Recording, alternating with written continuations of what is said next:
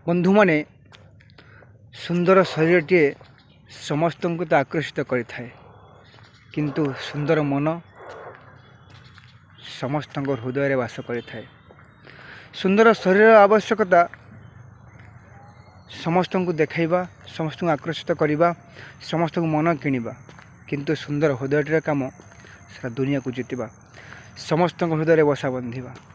ଶରୀର ସୁନ୍ଦର ହେଲେ ମଣିଷ ସଠିକ୍ ହୋଇନଥାଏ।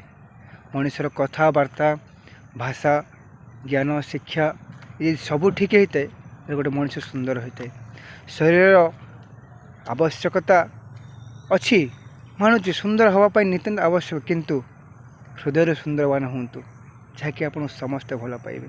ଏ ଶରୀର ଦିନେ ଏ ପଞ୍ଚଭୂତ ଏ ମାଟିରେ ଦିନେ ମିଶିଯିବ, କିନ୍ତୁ ଆପଣ ଯଦି ସୁନ୍ଦର ହୃଦୟ ଥିବ, ସୁନ୍ଦର ମଣିଷଟିଏ ହେଇଥିବେ, ଆପଣଙ୍କର ହୃଦୟର କଥା, ଆପଣଙ୍କ ମନର କଥା ଆପଣଙ୍କୁ ସାରା ଦୁନିଆ ବି ମନେ ରଖିବ।